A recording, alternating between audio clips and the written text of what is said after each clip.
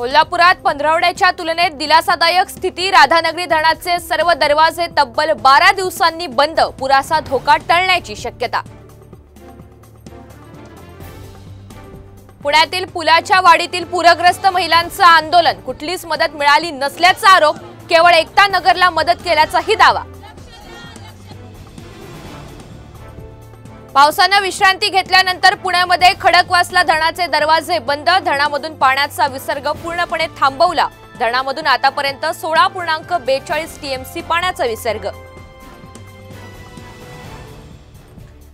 पुण्यातला भिडे पूल वाहतुकीसाठी खुला। खडकवासला धरणामधून मुठा नदीतला विसर्ग बंद। पाणी पातळी ओसरताच भिडे पूल परिसरातले रस्ते वाहतुकीसाठी खुले। अर्धा पावसाळा उलटूनही मराठवाड्यातील तब्बल 51 प्रकल्प कोरडेच। मोठ्या 11 प्रकल्पांपैकी माजलगाव आणि सीना कोळेगाव प्रकल्पामध्ये मृत साठा। जायकवाडीमधील उपयुक्त पाणी साठा 9%वर। श्रावण मास सुरू झाल्यामुळे केळीला स्थानिक बाजारात उठाव। केळी दरात सुधारणा, निर्यातही सुरू।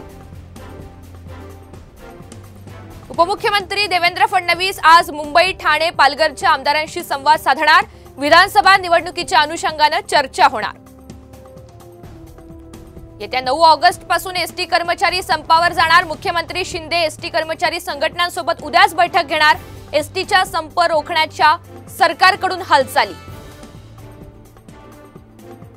पिंपरी चिंचवड आणि भोसरी या 3 मतदारसंघावर पार्थ पवार यांचं लक्ष। 2 दिवसांपासून पक्ष कार्यालयामध्ये बैठका सुरू। दूध भेसळखोरांवर मोक्का अंतर्गत कारवाई करावी। माजी मंत्री सुरेश धस यांची मागणी। भेसळखोरांना गावकऱ्यांनी विष कालवे पदवी द्यावी। धस यांचा उपरोधिक टोला। संसदेचं कामकाज सुरू होण्यापूर्वी इंडिया आघाडीचे खासदार आक्रमक। खासदारांचं संसदेसमोर आंदोलन। वैद्यकीय विम्यावरील जीएसटी हटवण्याची मागणी। कोल्हापुरातल्या शिरढोण गावात पशुवैद्यकीय अधिकारी आणि तलाट्याला ग्रामस्थांनी कोंडलं। पूर परिस्थितीत काम करण्यास नकार दिल्यामुळे ग्रामस्थ संतप्त।